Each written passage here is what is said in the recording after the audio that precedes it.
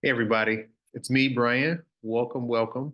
I'm here to give you a short video on how to take advantage of some of the things in Zoom and make sure that we have a crisp, clean version of our recording when we get ready to roll this thing out next year. We're super excited that this may be the last time we get together. Although I'll miss you guys, spending 9 hours on Zoom with you, that's been some great bonding time. I think we'll all be excited to have the opportunity to be able to have recordings that we can share that are clean and crisp. So let's go over a few things, do's and don'ts, as far as how to come out with a good video. So the first thing you'll notice that I'm in a room that is nice and clear in the background, nothing distracting on the wall. That's a great do. And also have good lighting. I'll turn my camera here to say this would not be what you want. So if I was here, as you can see, there's a lot of random things that have nothing to do with my presentation in the background. This could be distracting to our participants. Don't do that. Also, you can use the pause button. So if you feel that there's a logical place for you to pause in your video, if you just hit the pause button, it'll pause the recording so that you can get adjusted, catch your breath, get a crying baby, whatever you need to do. I'm going to take advantage of that now. Notice that I'll come to a logical conclusion in my sentence before I pause. So right now, for example, we've been talking about how to have a good, clean background. And I'm back. The background's good and clean again. All right, you also want to make sure you have good lighting. So notice the lighting is here, is nice and good. The trick is to light in front of you. So you want the light to shine on your face. I'm in a very bright room, the light's everywhere. But if you're using a lamp or in a room that's darker, you want to make sure the window is that way in front of you or the lamp is that way in front of you, not behind you. It'll create a real weird halo effect. You don't want that. You also want to make sure you have plenty of act lighting. So for example, you don't want to be in the dark. If you can't see yourself on your screen, your participants can't see you either. Another important do is if you're going to share slides, you want to have those queued up. Now, on my MacBook, this is exactly how it works. And so I'll share it in the way that I do it. If you have questions, you can give me a call. I can actually start my slideshow and then use my mouse to go to the bottom of my screen and go back to Zoom, and it'll move the slideshow to a separate window that I can then access when I share. I'm going to show you the wrong way to do it first. So the wrong way to do it is to say, hey guys, I'm going to share my screen with you. And then when you go to the share, you just share your desktop and this is what they get.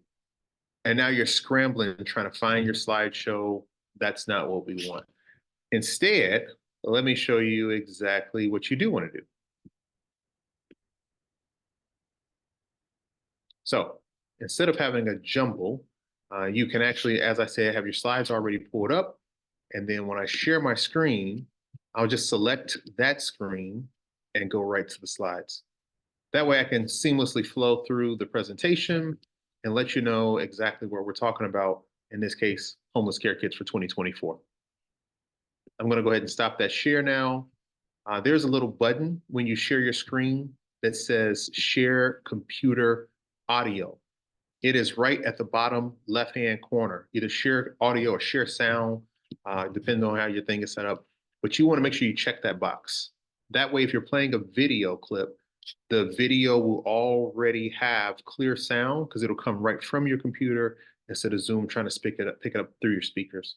That's super important for a good quality video sound. Speaking of video, another important don't is to forget to queue up your video. So here, I'm going to share my screen. I'm going to go to the video that I've got queued up, ready to go. I'm excited about talking about it.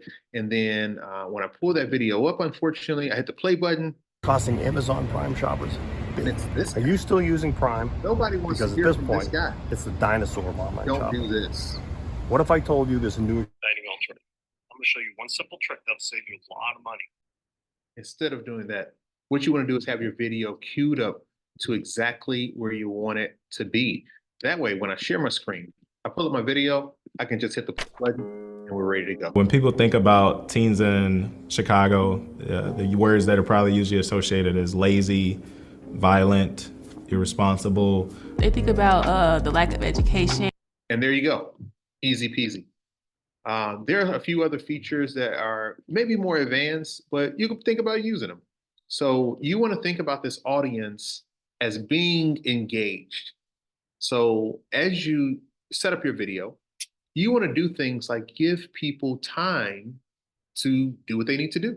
So if you say, hey, okay, go ahead and get 3 toys from around the room, don't just keep talking.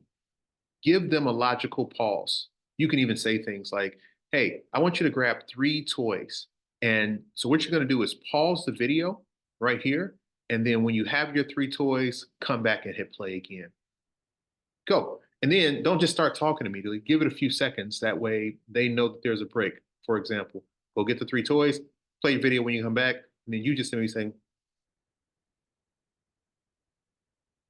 okay, so we're back. You should have your 3 toys in front of you now.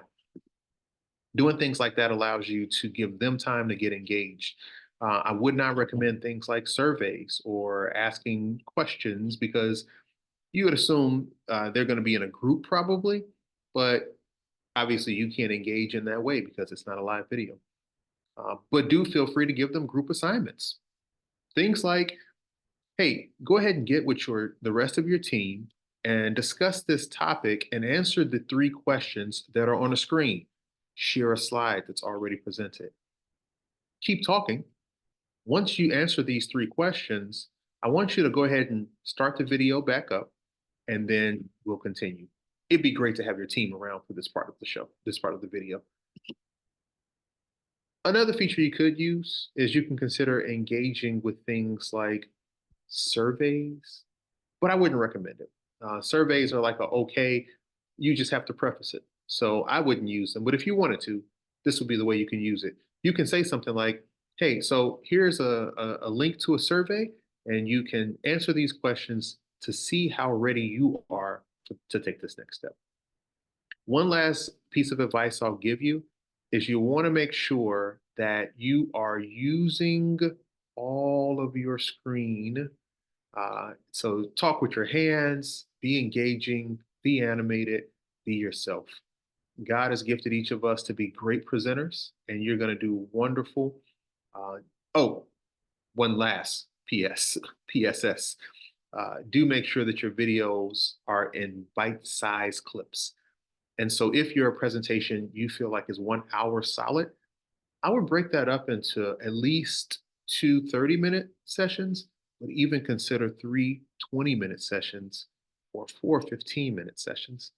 By recording it this way, it'll make it more digestible for the participants to be able to understand everything, to not feel overwhelmed or intimidated when they look at an hour-long training. And instead, it'll be something that they can watch quickly, engage, give them some homework or questions that they can go before they go on to the next clip. And then you'll be able to give them something powerful. If you have questions about how to record, let me know. Otherwise, I look forward to scheduling time with each of you to get the recording started, cleaned up, and ready to go so we can get them on the core platform. Love you guys. You have a good day.